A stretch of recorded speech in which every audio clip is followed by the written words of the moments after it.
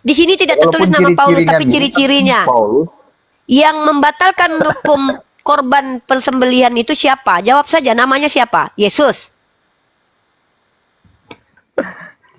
ya kita orang Kristen kan Ya setuju udah. kalau tidak mengadakan persembahan kurban karena Yesus sudah menjadi kurban penghapus Nah, dosa. mana Yesus ajarkan itu? Mana Yesus ajarkan itu bahwa seharusnya yang punya otoritas tertinggi yang mengajarkan bahwa kalian tidak lagi mengadakan korban bakaran setelah aku mati. Itu yang paling berhak membatalkan hukumnya itu Yesus loh. Tiba-tiba Paulus, dah minimal jangan Yesus lah, muridnya sendiri Yohanes, si Matius. Ini orang luar yang tidak pernah berjumpa dengan Yesus mengklaim dia adalah utusan dan pilihan Yesus, lalu mengatakan dengan matinya Yesus telah batallah hukum Taurat. Lalu Anda bilang bahwa dia tidak membatalkan hukum Taurat. Lalu saya tanya, ketika ada pernyataan hukum Taurat, jangan memanggil Allah lain di depanku. Menurut hukum Taurat, Allah itu siapa namanya? Lalu siapa Allah kalian namanya? Mayoritas Kristen, siapa nama Allah kalian? Akan banyak nanti Ya Allah Bapa, pertentangan. Allah. Ya Bang Kris, halo Bang Kris. Ya, saya mau nanya. Coba dikomparasi Bang dengan 2 Korintus 11 nomor 17 Bang. Ya, gimana? 2 Korintus 11 nomor 17, komparasi Bang. Kan tulisan Paulus juga itu Korintus Bang. Oh iya.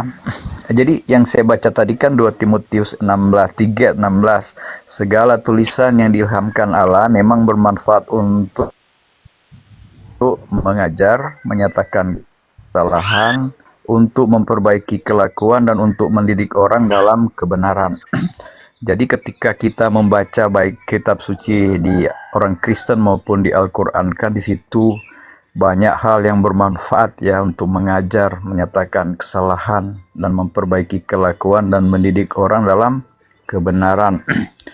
Jadi kan setiap komal itu kalau berbicara Paulus ya, tulisan Paulus selalu dikatakan bertentangan dengan ajaran Yesus. Nah, sedangkan banyak hal diajarkan Paulus untuk kebaikan ya. Kebaikan dan memberitahukan syarat-syarat supaya kita boleh beroleh selamat. Banyak tulisan Paulus yang mendidik juga ya. Tapi Ya, ada tunggu dulu yang Bang. mengatakan tulisan Paulus berbeda, Bang Kris, bertentangan Bang dengan Kris, ajaran Yesus. Bang Kris. Ya, Halo Bang Kris. Ya, jangankan iya, halo. jangankan dengan apa yang disampaikan oleh Yesus, tulisan Paulus yang satu dengan tulisan Paulus yang satu lagi aja pun berbeda, Bang. Berbeda, Bang. Iya, Ya, contoh tadi ya, kitab yang Anda baca tadi. Ketika dikomparasi dengan 2 Korintus 11 nomor 17, berbanding terbalik, Bang, kontradiksi, Bang. Apa kata Paulus di situ? Apa yang aku katakan? dibaca. Aku mengatakannya bukan sebagai seorang yang berkata menurut firman Tuhan. Bukan berdasarkan, bukan sebagai seorang yang berkata menurut firman Tuhan. Berbeda, Bang.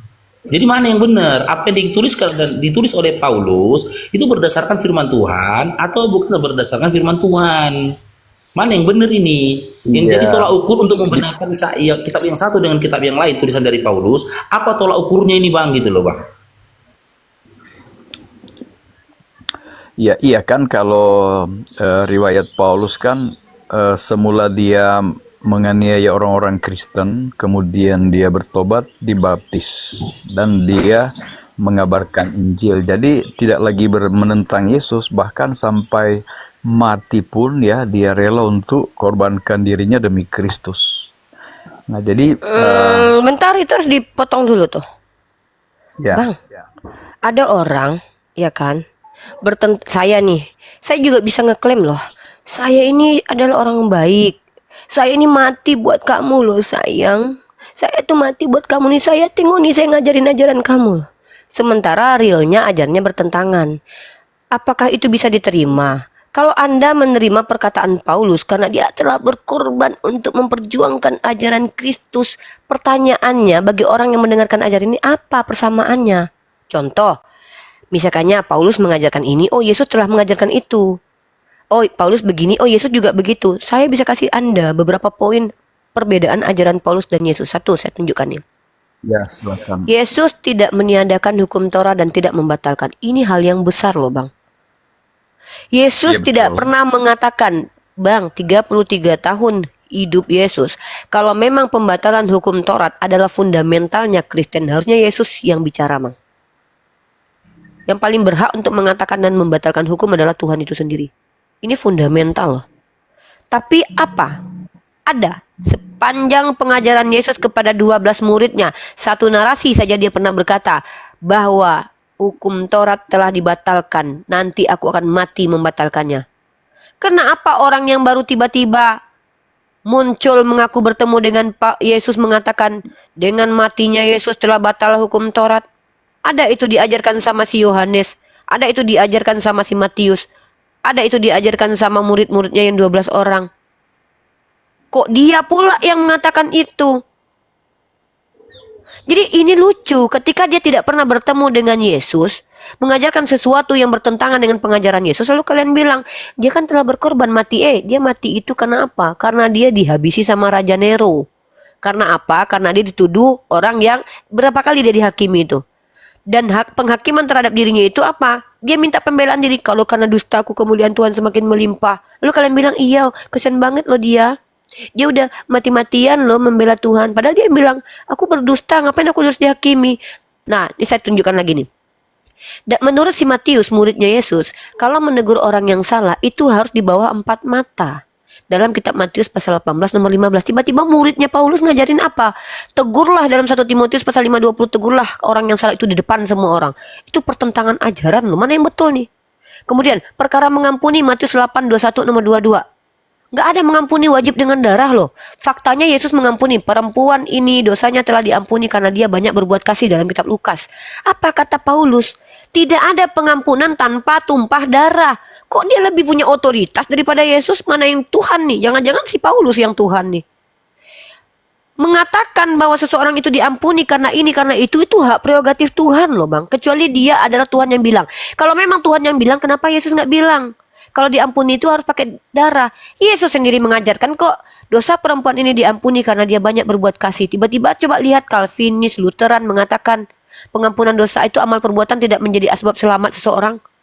Ini perbedaan yang sangat fundamental loh. Lalu Anda bilang, bang, kalau menghabisi nyawa, menganiaya itu, memang itu secara jasmania jahat. Tapi menyesatkan manusia dari keimanan yang nyata itu menghabisi nyawa orang secara kekal di neraka. Itu lebih jahat daripada orang yang menghabisi nyawa, bang. Lebih keji, bang. Orang yang menyesatkan, menyimpangkan ajaran dari ajaran benar, dikelokkan ke ajaran yang tidak benar, itu lebih keji daripada yang menghabisi nyawa secara jasmani. Nah, saya tunjukkan lagi. Dibenarkan karena perbuatan. Kata Yakobus nih, iman tanpa perbuatan mati. Yakobus itu ajarannya sama seperti Islam loh. Apa Islam katakan? Ya, wabasiril lazina amanu amilus solihat. Amanu dan amalan soleh, iman dan amalan soleh. Itu syarat masuk surga. Yakobus pasal 2, 2 Yakobus pasal 2 nomor 24. Tahu tidak? Iman tanpa perbuatan mati. Lalu tiba-tiba kata Paulus dalam Efesus 28, itu ada anugerah ilahi. Iman yang menyelamatkan. Sampai-sampai seluruh gereja rata-rata dari Lutheran itu iman yang menyelamatkan. Karena itu kasih karunia. Hei, janganlah. Kami itu orang belajar bang. Lalu lanjut. Ya, jangan panggil siapapun bapak di muka bumi ini. Lalu Paulus mengaku sebagai bapak. Ya. Dalam 1 Korintus pasal 4 nomor 15. Nanti kalian bilang, oh itu kan bapak pengajar. Yesus tidak membuat bahwa jangan memanggil siapapun bapak ya. Maksudnya ini loh ya, bapak Tuhan loh, bukan bapak pengajar. Nggak ada. Kalian yang mengasumsikan, kalian yang mentafsir. Jelas Yesus mengatakan, jangan memanggil siapapun Bapa di muka bumi ini karena Bapakmu hanya satu. Tiba-tiba, akulah yang dalam Kristus yang kalian tidak banyak memiliki Bapa. Akulah yang menjadi Bapakmu karena Injil yang kuberitakan. Ini lagi. Bahkan, kalau kita lihat, banyak sekali dalam Amsal pasal 3 nomor 7. Jangan kalian mengaku bijak. Paulus mengaku bijak loh. Dalam 1 Korintus pasal 10:15. Dia sendiri mengaku bijaksana loh. Ini, kalian katakan bahwa Paulus dengan Yesus itu ajarannya sama. Maaf Pak Kris, saya harus bantah Anda loh, biar tidak terjadi penyesatan yang nyata depan kami umat Islam. Ya, saya juga ada ayatnya untuk kita pertimbangkan ya. Di Paulus ini sebenarnya bukan menolak 10 perintah Allah yang dimaksud Yesus, membatalkan 10 perintah Allah dimaksud Yesus. Sebab Efesus 2 ayat 15 itu didahului dengan matinya sebagai manusia. Kan ada nubuatan tentang kurban-kurban. Nah itu kan maksud Paulus itu mengarah ke penyalipan Yesus. Sehingga dia katakan membatalkan hukum Taurat. Tapi dengan matinya Yesus jangan kita pisahkan dari membatalkan hukum Taurat itu. Karena memang ada aturan Taurat yang mengatur tentang persembahan. Sedangkan di Roma 3 ayat 31, Paulus katakan, jika demikian, adakah kami membatalkan hukum Taurat karena iman?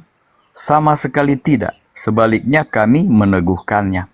Jadi di sini Paulus justru meneguhkannya. Artinya hukum yang dikekalkan Yesus tidak dibatalkan Paulus. Jika adakah kami membatalkan hukum Taurat karena iman? Jadi orang Kristen yang beriman kepada Yesus tidak membatalkan hukum. Disinilah Paulus katakan sama sekali tidak. Kami meneguhkannya. Nah kalau meneguhkannya kan berarti tetap ya. Nah jadi Oke. tidak bertentangan dengan apa Oke. yang dikatakan Yesus. Oke, hukum Taurat mana yang kalian lakukan, Pak? Ya 10 perintah Allah kan semua orang Kristen Oke. mengajarkan itu 10 tidak perintah Taurat. dibatalkan. Oke, Karena jangan memanggil Allah Iya. lain, hanya satu Allahmu. Siapa Allah yang satu-satunya itu? Menurut hukum Taurat, Pak.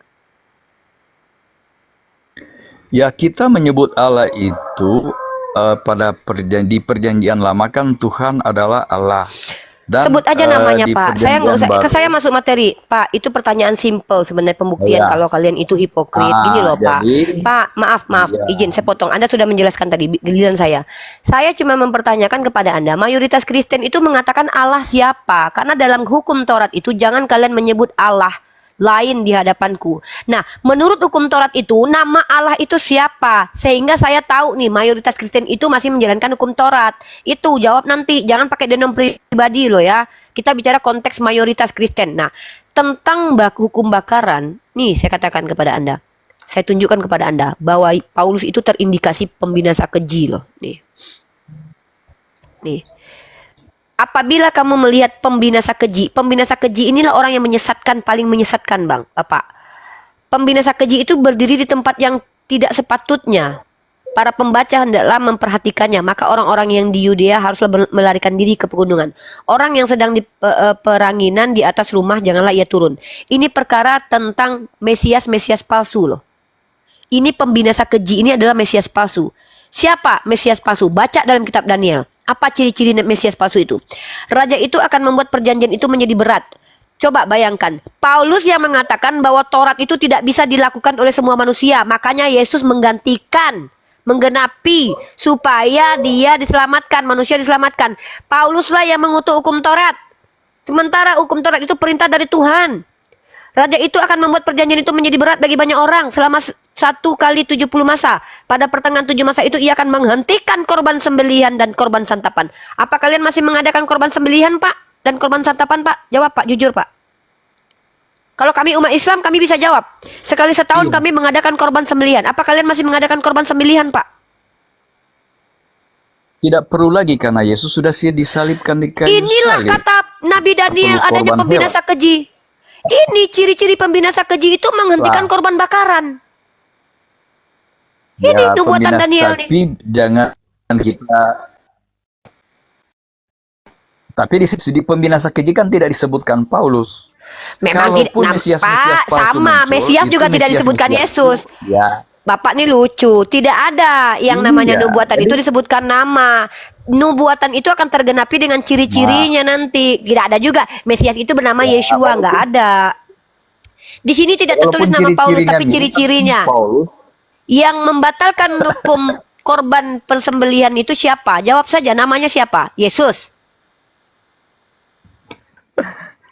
Ya kita orang Kristen kan Ya setuju kalau tidak mengadakan persembahan kurban karena Yesus sudah menjadi kurban penghapus dosa. Nah, mana Yesus ajarkan itu? Mana Yesus ajarkan itu bahwa seharusnya yang punya otoritas tertinggi yang mengajarkan bahwa kalian tidak lagi mengadakan korban bakaran setelah aku mati. Itu yang paling berhak membatalkan hukumnya itu Yesus loh.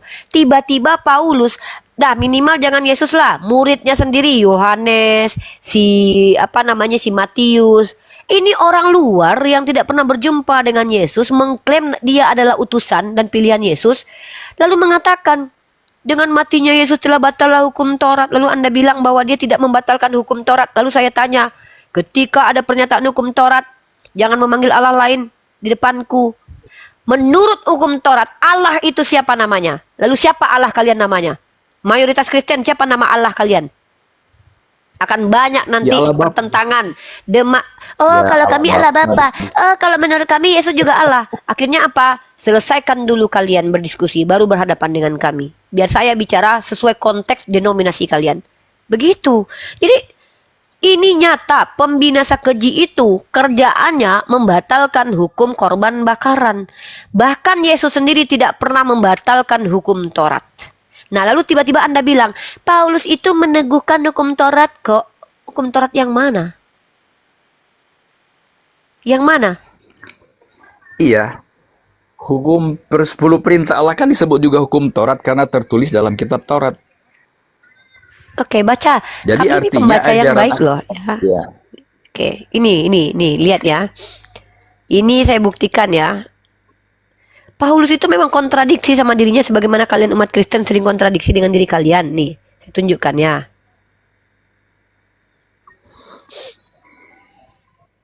Nih, saya tunjukkan nih kalau apa yang Anda bilang itu saya bantah dengan perkataan Paulus sendiri.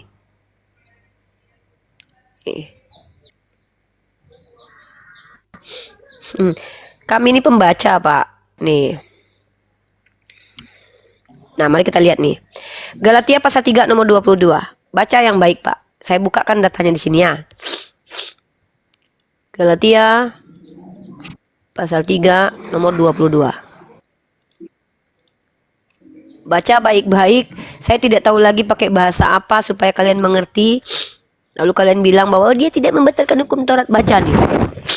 Saya bacakan ya. Galatia pasal 3 Ya, baca. nomor 22. Bisa dibaca ya. Nih. Tetapi kitab suci telah mengurung, ini kitab suci loh Pak. 10 hukum Taurat Ya. itu ada di dalam kitab suci. Baik seremonial, Ya. non seremonial, baik rohani maupun jasmani. Tetapi kitab suci telah mengurung segala sesuatu di bawah kekuasaan dosa. Supaya oleh karena iman dalam Yesus Kristus janji itu diberikan kepada orang yang percaya. Sebelum iman itu datang, kita berada di bawah pengawalan hukum Taurat dan dikurung sampai iman itu telah dinyatakan.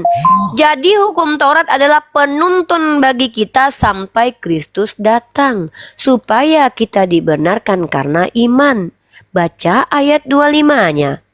Sekarang iman itu telah datang, karena itu kita tidak berada lagi di bawah pengawasan penuntun. Nih, ini pernyataan Paulus. Hei, penuntun itu tadi Ya. hukum Taurat dan buku Taurat. Ya, Lalu Anda di- bilang di- 10 Ya, Tauratnya enggak. dibaca- Tunjuk ya, kepada saya bahwa Paulus mengatakan kita tidak batalkan 10 hukum Taurat. Tunjuk. Karena di sini Paulus mengatakan kitab suci itu adalah penuntun. Di dalam kitab suci itu, baik yang 10 dan 600 misfot ada di dalamnya. Lalu kalian pandai-pandainya kalian mengeluarkan makna dengan mengatakan, iya, yang seremonialnya yang kami batalkan, yang rohaninya kami jalankan. Persepuluhannya itu masalahnya rohani jasmani. Pak, ayolah. Jangan berkontradiksi dengan diri sendiri. Cukup Ya. Paulus aja yang sering bertentangan dengan dirinya sendiri ya. Ya, ya. Nih, baca lagi sampai selesai. Benar, ya. Oke. Jangankan- Sebab kamu semua adalah anak-anak Allah. Iya, selesai. Karena iman di dalam Ya, Yesus terus. Kristus. Karena kamu semua yang dibaptis dalam nama Kristus telah mengenakan Kristus. Dalam hal ini tidak ada orang Yahudi atau orang Yunani. Hei, Tuhannya Bani Israel saja menuliskan memfirmankan perkataan kepada Musa, menurut kalian, ini menurut kalian kan, barang siapa bangsa asing yang ingin memberikan persembahan, ikut makan persembahan bersama dengan orang-orang Yahudi, kewajiban mereka apa? Bersunat. Tiba-tiba kata Paulus, nggak ada lagi beda orang Yahudi dengan orang Yunani loh, sama aja. Beribu tahun loh Tuhannya Bani Israel itu memisahkan antara orang berkulub dengan tidak berkulub loh. Tiba-tiba ribuan tahun kemudian lewat Musa, lewat Abraham, lewat Daud, lewat Salomo, datang Paulus mengatakan sama aja. Yunani dengan Yahudi di mata Tuhan sama aja, nggak perlu bersunat. Hello Pak, yang harus memiliki Iya. otoritas berkata seperti itu harusnya Yesus. Yesus Pak sebagai Tuhan. Kok tiba-tiba muridnya nggak ngomong gitu, Yesus nggak ngomong gitu, ada orang yang ngeklaim ketemu sama Yesus. Dengan matinya Yesus telah batal hukum Taurat. Tiba-tiba orang Kristen bilang, iya, yang 10-nya enggak kok. Padahal dalam Galatia pasal 3 itu seluruhnya, semuanya loh. Tiba-tiba kalian bilang, enggak. Ya. Buktinya, Pak, dengar ya. Bukti kalau kalian sendiri sebagai umat Kristen masih ambigu dengan doktrin ini, makanya ada Advent. Itu kenapa ada Advent. Advent itu seluruh Kristen Advent enggak? Enggak. Advent itu enggak makan B2. Advent itu orang yang mengaku mengikuti hukum Taurat. Kenapa? Karena mereka sadar bahwa tidak mungkin hukum Taurat dibatalkan. Makanya antara Advent dan Katolik makan B2 enggak? Makan. Jangankan makan B2. Ya, artinya apa Pak? Di antara kalian yang mengklaim ini kitab suci kalian saja, masih banyak pertentangan. Lalu kalian berhadapan dengan kami umat Islam yang belajar. Kami belajar, kami menemukan kejanggalan. Wajar, ternyata Kristen itu banyak saling membidatkan. Karena ini nih, ada kontradiksi dari perkataan Paulus dengan dirinya sendiri. Di satu sisi telah batal hukum Taurat, di satu sisi aku tidak membatalkan. Makanya ada dua denom Kristen. Yang satu Advent yang menjalankan hukum Taurat, yang lain enggak menjalankan hukum Taurat. Ini pembuktian. Jadi kami bicara nih pakai implementasi, Pak. Implementasinya apa? Perpecahan denom di antara kalian. Itu bukti kalau kalian sendiri pun masih bingung dengan ajaran kalian. Pak, lanjut. Ya, kalau saya sih tidak bingung. Dulu nih ya, Unika moderator, aku mau sholat dulu ya. Tinggalkan dulu ya. Enggak, aku moderator tapi belum bisa naik turunkan. Bang Faruk harus hapus dulu aku, baru tambahkan lagi, baru diconteng. Kalau enggak bisa. Oh, bisa cerita ya. Oke, dapat. Berarti nanti aku naikkan dengan Pak Christian. Kalau dengan Pak Christian aja, nanti saya pulang sholat baru saya naikkan lagi ya. Lanjut Pak Christian. Jadi kalau walaupun perbedaan denom, memang tulisan Paulus ya saya akui ya dijumpai banyak hal-hal yang kontradiksi. Jangankan kita orang Kristen yang baca atau Uniriva yang baca, si Petrus pun temannya Paulus ya. Di 2 Petrus 3 ayat 15 dikatakan, ini ya kenapa kontradiksi ya. 2 Petrus 3 ayat 15 Petrus katakan, anggaplah kesabaran Tuhan kita sebagai kesempatan bagimu untuk beroleh selamat. Seperti juga Paulus, saudara kita yang kekasih, telah menulis juga kepadamu menurut hikmat yang dikaruniakan kepadanya. Hal itu dibuatnya dalam semua suratnya, apabila ia berbicara tentang perkara-perkara ini dalam suratnya, ada hal-hal yang sukar dipahami. Ini Petrus temannya yang bilang ya. Sehingga orang-orang yang tidak memahaminya dan tidak teguh imannya memutarbalikkannya menjadi kebinasaannya sendiri. Sama seperti juga mereka buat dengan tulisan-tulisan yang lain. Baru nasihat si Petrus ya. Saudara-saudaraku yang kekasih, kamu telah mengetahui sebelumnya. Karena itu waspadalah, supaya kamu jangan terseret ke dalam kesesatan orang-orang yang tak mengenal hukum. Jadi memang Oke, kalau gitu saya simpulkan deh. Oke lah, kalau gitu saya simpulkan. Berarti memang Tuhan Anda ingin menjebak orang. Udah, itu aja clear. Kenapa? Emang sengaja, emang Tuhan Anda membuat orang bingung. Dengan mengutus Paulus yang kata-katanya nggak mudah dipahami. Udah clear, selesai perkara kita, Pak. Nah, ini ya perbedaan kami, Pak, dengan Anda. Udah, nggak apa-apa. Berarti Anda, bagaimanapun saya menjelaskan bahwa ada pertentangan dengan bukti sekaligus, bahwa jangankan kami umat Islam, kalian Kristen aja bertentangan tentang pernyataan Paulus, lalu Anda benarkan itu, ya sudah. Kalau gitu saya ngambil keputusan. Seandainya saya tidak jadi Kristen, itu bukan salah saya, Paulus yang salah. Ngapain dia menjelaskan nggak jelas seperti Nabi saya? Kalau Nabi saya jelas, Nabi saya itu ndak ada yang ambigu setiap penjelasannya. Makanya saya lebih menerima menjadi Islam. Kenapa? Saya nggak mau tersesat. Dalam Islam itu jelas, kul huwallahu ahad. Nggak ada ahad adalah ini, ahad adalah makna 3, ahad adalah makna nggak ada. Ya, jadi kalau seandainya banyak orang bertengkar gara-gara Paulus, jangan salahkan orang. Salah Paulus. Kenapa? Salah dia lah jadi guru bias. Saya jadi guru, mengajarkan orang, tidak mungkin saya pakai bahasa-bahasa yang sulit dipahami. Kenapa? Kecuali saya menginginkan orang itu nggak paham. Seperti Yesus, kenapa dia menggunakan bahasa perumpamaan? Karena dia tidak menginginkan semua orang paham. Karena dia hanya menginginkan murid-muridnya. Karena memang dia diutus untuk memilih-milih domba tersesat. Dia yang bilang kan, kenapa Yesus menggunakan bahasa perumpamaan? Karena ada nubuatannya dalam kitab Yesaya. Walaupun mereka punya telinga, walaupun mereka punya mata, mereka tidak akan melihat. Karena memang Tuhan tidak menginginkan ketaubatan mereka. Makanya ketika Yesus berkata, bagaimana mungkin kalian bisa meluputkan diri kalian dari hukuman dosa? Faktanya orang Yahudi sampai sekarang ingkar kepada Isa Al-Masih putra Maryam. Itu fakta perkataan Yesus. Tapi kalau Paulus Anda bilang dia ambigu, katanya dia pengajar, katanya dia guru lagi untuk orang tidak bersunat. Lalu dia pakai bahasa yang tidak dimengerti sama orang tidak bersunat. Orang yang bersunat aja nggak paham, apalagi orang tidak bersunat. Orang yang punya hukum Taurat yang bisa bahasa Ibrani aja nggak paham, apalagi orang yang pakai bahasa Yunani. Kayak mana itu? Ini saya orang Padang nih.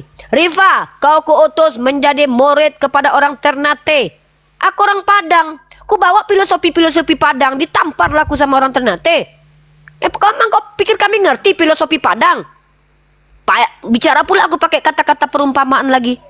Pak, ini Pak dipakai. Kalau memang begitu tujuan Tuhan Anda mengutus Paulus, artinya memang sengaja membagongkan manusia. Yang diajarkan Paulus itu loh orang Yunani. Dia loh orang Yahudi pakai bahasa Ibrani, tiba-tiba menggunakan bahasa tinggi yang tidak mudah dipahami orang Yunani dan berharap orang Yunani paham dengan cepat. Ini sama nih Pak analoginya Pak. Sama seperti yang saya sebutkan tadi. Ya. Aku mengajarkan orang Ternate menggunakan bahasa Padang. Ya. Nggak make sense, Pak. Jadi kalau kita baca yang kontradiksi ya, kan ada ayat Alkitab mengatakan carilah jalan dahulu kala dan tempuhlah itu. Jadi ketika kita sulit memahami tulisan Paulus tentang Sabat, contoh hari ketujuh ya, kita cari di perjanjian lama, di mana saya temukan kebenaran hari ketujuh. Apakah itu kena hari Minggu atau parah nih.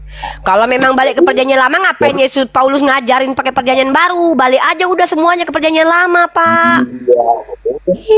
Carilah jalan dahulu kala dan tempuhlah itu. Kalau kita ke tulisan Musa, kita akan temukan. Nah, jadi kita temukan di perjanjian lama, di mana kita selidiki kalau gitu ngapain si Paulus ngajar, Pak? Mending orang baca perjanjian lama aja. Jadi perjanjian lama dan baru sebenarnya ada hubungannya. Kalau Paulus ajarannya sebenarnya mengajarkan kita percaya Yesus dan menuruti 10 perintah Allah itu, tidak menghilangkan hukum, tidak. Jadi ajaran Paulus sebenarnya kalau jadi Kristen itu tidak pandang bangsa apa saja ya, entah Yahudi ataupun orang di luar Yahudi menjadi Kristen. Jadi orang yang di luar Yahudi harus percaya Yesus dan patuh juga pada hukum Allah. Orang yang patuh pada hukum Allah harus juga beriman kepada Yesus. Jadi mengenai apa yang dikatakan Paulus ya, kepadamulah ini ya, kepadamulah Injil Kerajaan Allah lebih dahulu disampaikan, tetapi kamu menolaknya, sehingga kami berpaling kepada bangsa-bangsa lain. Ya itulah tugas Paulus untuk bangsa-bangsa lain. Oh, berarti Wajarlah Yesus kalau selama banyak ini Kristen salah ya. jadi- Ini lucunya ya. Yesus datang 33 tahun datang untuk orang Israel. Ternyata tiba-tiba Paulus dikhususkan untuk orang non-Israel. Maksud Bapak gini nih, Tuhan sendiri datang gagal. Ya udah utus lagi deh yang lain gitu, untuk yang lain aja deh, karena kayaknya nggak mempan nih diajarin orang Israel, nggak ada juga yang bertobat gitu. Pak, aduh Pak, semakin Bapak menjelaskan penjelasan Bapak, semakin merendahkan Yesus sebagai Tuhan Bapak loh. Semakin Bapak loh. Ini 12 konsekuensinya. murid Yesus juga. Iya, kan Bapak bilang karena kemuliaan sudah diberikan kepada bangsa lain. Sementara ketika Yesus hidup saja, dia nggak menginjili bangsa lain loh. Dia menginjili bangsanya sendiri loh. Bentar nih ada betul. kucing teman-teman. Nah terus tiba-tiba Ya, kalau dia mereka- memilih Paulus. Dia memilih Paulus untuk menginjili orang lain. 12 murid tidak dengar ya, waktu dia masih hidup, dia melarang murid-muridnya untuk menginjili bangsa lain. Tiba-tiba kemudian dia katakan, nih kontradiksi lagi nih. Nih, ya dengar ya. Kalau Paulus mengklaim sama seperti kepada Petrus diberikan kekuatan untuk menginjili orang-orang bersunat, begitu juga diberikan kekuatan kepadaku menginjili orang non bersunat. Kalau begitu apa ketika kalian mengatakan pergilah injililah seluruh makhluk, jadikan semua bangsa-bangsa muridku? Berarti Paulus berbohong lagi. Berarti murid-murid Yesus itu semuanya juga diperuntukkan untuk orang non Israel. Jadi Pak, Ya. kalau ada sebuah kebohongan, itu masa waktu akan menunjukkan kebohongan, karena tidak ada kejahatan yang sempurna, Pak. Dalam istilah kriminal, tidak ada kejahatan yang sempurna, Pak. Kebohongan akan terbukti. Paulus, saya bisa buktikan kebohongan-kebohongannya. Pertama, ajaran yang dia katakan itu banyak pertentangannya. Tidak ada pengampunan dosa tanpa darah, itu bohong. Karena Yesus pernah mengampuni tanpa penumpahan darah, itu bohong besar loh. Lalu dia katakan, dia yang mendengar bersamaku mendengar suaranya tapi tidak melihat bentuknya. Tiba-tiba dia katakan lagi, dia yang bersamaku melihat tapi tidak mendengar suaranya. Ini kontradiksi, Pak. Lalu Anda bilang di sini, iya tidak semua orang bisa paham perkataan Paulus. Lalu siapa kalian yang sok paham perkataan Paulus kalau gitu? Apa kapasitas kalian mengatakan kalian lebih paham perkataan Paulus daripada saya? Nah, artinya kan gini nih. Kan tidak semua orang bisa paham perkataan Paulus Uniripa. Oke, saya terima tuh. Maka tunjukkan metodologi untuk bisa mencapai pemahaman terhadap perkataan Paulus. Metodologinya apa? Oh, dibaptis dulu dalam nama Yesus, nanti roh Tuhan datang. Hantu, saya nggak percaya. Sama aja kayak Rifa, tahu nggak bagaimana bisa tahu api ini panas? Rasanya bakar dulu badanmu, Rifa. Nggak, Pak, nggak perlu harus membakar diri untuk tahu api itu panas, Pak. Nggak perlu masuk sembunyi dalam kulkas dulu untuk tahu rasanya bagaimana rasanya kedinginan biar mati, Pak. Nggak. Kita pakai ini, Pak. Pakai akal. Ketika kalian katakan tidak ada yang bisa memahami perkataan Paulus, lalu siapa yang bisa memahami perkataan Paulus? Bapak, Pak Kris, karena Bapak punya Roh Kudus, Ya, iya. punya hikmah. Saya Oke, kalau gitu coba tunjukkan kepada saya. Yaudah, Bapak berarti beriman ya, memiliki iman. memiliki iman kepada Yesus karena Oke. Paulus yang mengajarkan. Oke, buktikan. Saya ingin beriman seperti Bapak. Tapi saya harus percaya dulu sama Bapak. Minum racun dulu. Silakan Bapak. Saya melihat depan mata saya Bapak minum racun seperti yang diperintahkan Yesus. Ya, kalau Anda memiliki iman, maka Anda minum racun maut, Anda tidak akan meninggoy. Andai depan saya Anda minum racun, Anda tidak meninggal, saya ikut Anda lah. Buktikan. Ya, ini tentang itu ya, racun itu kan dilakukan oleh antikris, orang yang menolak ajaran Kristen di mana-mana. Kalau mereka memberi racun penginjil itu kejahatan. Kalau Anda suruh saya minum racun sekarang, nah itu berarti Anda antikris.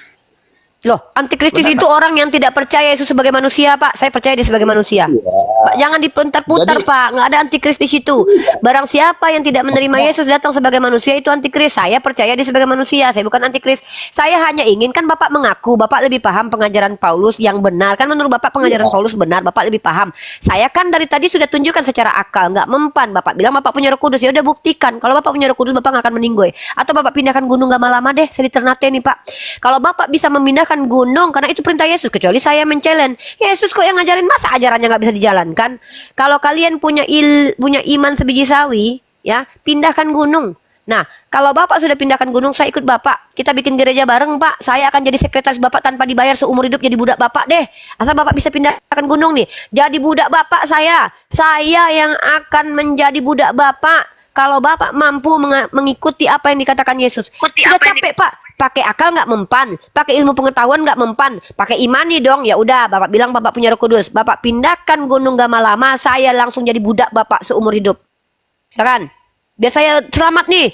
Kalau Bapak tidak mampu tunjukkan juga, pakai akal nggak bisa dibuktikan, pakai iman saja juga nggak bisa dibuktikan. Apa alasan kalian mengatakan kalian benar? Jadi kalau disuruh pindahkan gunung ya, kalau sekarang saya mau pindahkan gunung karena iman saya kuat, itu sama saja saya mau mencobai Tuhan. Loh, itu Mentang-mentang saya perintah. Kristen, saya harus pindahkan Matius gunung. 17 nomor 20. Dengar. Ia berkata kepada mereka, kecuali ini lip service nih omongan Yesus nih, cuman dusta doang nih. Karena kamu kurang percaya. Hei Chris, Wilujan, karena kamu kurang percaya. Sebab aku berkata kepadamu, sesungguhnya sekiranya kamu mempunyai iman sebiji sawi, Kris Walujan, kamu dapat berkata kepada gunung ini, pindah dari tempat ini ke sana, maka gunung ini akan pindah dan tak akan ada yang mustahil bagimu. Kalau Anda betul-betul punya Roh Kudus, pindahkan gunung Gamalama. Seumur hidup aku jadi budakmu, Pak Kris Walujan. Ya. Nah, ketika itu muncul kalimat itu kan Yesus sedang mengajar murid-muridnya ya supaya iman mereka kuat terhadap Yesus. Mereka harus yakin bahwa Yesus sanggup menolong mereka walaupun mengalami berbagai kesulitan. Itu memindahkan gunung memang suatu hal yang mustahil kita lakukan sekarang. Kalaupun nanti bisa terjadi demikian ya kita tunggu saatnya ya. Jadi ketika Kalau tunggu saatnya, Pak, kalau udah tunggu saatnya, Pak, nggak usah, Pak. Mending saya jadi Islam aja, jelas. Secara akal bisa dibuktikan, secara ilmu pengetahuan Ya, bisa saya tanya- dibuktikan. Nggak usah, kalau lah, Pak, nggak usah, Pak. Coba. Nggak usah, nggak usah, nggak usah. Kalau saya pindahkan gunung sekarang apa manfaatnya untuk Nirifa kalau saya Saya pindahkan jadi gunung? Kristen, saya ikut Anda jadi budak Anda. Artinya saya selamat kan? Menurut Anda jadi pengikut apa yang Anda imani sekarang kan, kalau ikut kepada apa yang Anda imani saya selamat kan? Berarti Yesus menyelamatkan saya loh. Kalau betul Yesus itu menyelamatkan seluruh dunia, 3,4 juta mata memandang ini akan ikut saya. Bang Zuma pun akan jadi budak Anda loh kalau Anda mampu pindahkan gunung loh, Pak. Saya pastikan itu loh. Saya pastikan Bang Dewa ini bahkan jadi asisten pribadi Anda loh. Kemana Anda pergi dia akan nempel. Kalau perlu dipakunya badannya sama Anda loh. Bang Dewa loh itu. Bang Glenn ini akan jadi pengacara gratis seumur hidup untuk Anda loh. Saya jadi budak Anda loh, Pak. Jadi budak Anda, Bang Faruk ini jadi security Anda seumur hidup loh. Asal Anda mampu. Tunjukkan kepada kami Anda mampu pindahkan gunung sebagaimana perintah Yesus. Kenapa? Pakai akal, nggak mempan, nggak terbukti. Pakai ilmu pengetahuan, nggak terbukti. Lari lagi ke imani. Kurang. Mindahin gunung sambil digigit ular. Pindahin Jadi gunung kalau aja lah, udah satu aja ide. Gue kalau Ya, memang kalau gunung kita- Gamalama dia udah bisa pindahin mah gue seneng banget, soalnya gue ketar-ketir nih di belakang gunung Gamalama. Gue takut nanti tiba-tiba gue lagi santai terbat gini, tiba-tiba gunung Gamalama halo Rifa katanya kan, takut. Mending dipindahin dulu sama dia nih biar gue aman nih di Ternate nih. Ya Uni, kita kan ini lagi situasi aman damai, masih ada toleransi. Enggak, ini enggak aman damai nih, kami lagi mencari kebenaran. Menurut anda kan kami ini lagi nggak benar nih. Nggak, 3,4 Itu kan- orang ini, kalau di 3.000-nya adalah orang, 400-nya orang Kristen, 3.000-nya orang Islam, berarti 3.000 orang itu tersesat. Menurut anda kan seluruh dunia akan menyaksikan, Ini. Pak. Tidak dari Ya. dari Yesus lahir ke dunia, siapa tokoh yang telah memindahkan gunung? Ya makanya saya tanya Uni, mau tanya balik dengan ayat itu, ada enggak murid Yesus memindahkan gunung ketika Yesus berbicara demikian? Itulah buktinya, tidak ada kebenaran yang disampaikan Yesus dalam perspektif kitab Anda ini adalah kebenaran. Kenapa lip service? Makanya kami nggak percaya kitab Ya, Anda. berarti ada maknanya di balik perkataan Yesus supaya murid Yesus itu punya imannya kuat. Mereka Ya iman percaya tanpa Yesus dibuktikan sanggup gitu, menolong tapi mereka. kalau kalian bisa gini loh. Ya udahlah, kami percaya aja, Pak. Itu namanya botol. Mohon maaf ya. Udahlah, Pak. Udah ya. Saya nggak mau. Kita udah nggak ilmiah. Pertama saya konteksnya ilmiah. Saya bicara dari ranah tataran akal sehat dan juga ilmu pengetahuan dengan pendekatan ilmu linguistik, pendekatan makna, tafsiran, takwilan, nggak apa-apa. Tapi kalau sudah masuk ke ranah kelitan seperti Pak Kris ini, saya nggak mau ikut lagi ya. Sudah panjang kali lebar, sudah berapa kali saya membuktikan. Dan pada akhirnya endingnya adalah Anda pindahkan Gunung Gamalama, saya langsung jadi budak Anda. Udah, nggak usah banyak cerita. Jadi nggak perlu Anda ini nggak usah. Percuma, Pak. Kita hanya akan berdebat kusir. Oke, naikkan yang lain. Udah ya, clear. Oke. Tugas Uni, Anda cuma sebelum saya naikkan lain gunung. tadi, Uni, sebelum saya naikkan lain, saya ngetes tadi membesarkan Uni berdua di atas yang nggak bisa rupanya ya. Aku ngetes tadi, makanya terpindah-pindah yang nggak bisa. Oke, saya naikkan lain. Si dia saya turunkan tadi noise. Saya turunkan. Oke, saya naikkan ya. Oke, standby dulu Pak ya. Saya naikkan lain ya. Standby, slow.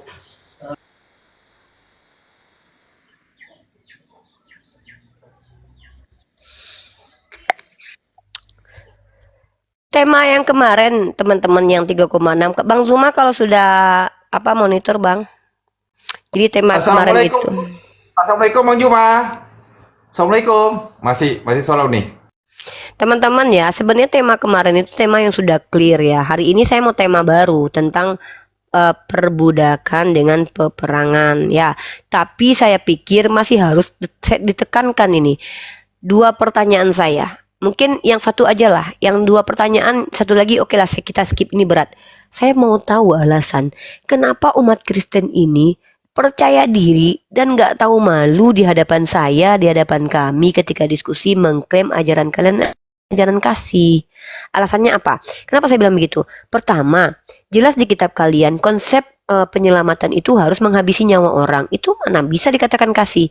Kedua, yang merusak peradaban itu justru kebanyakan tuh umat Kristen.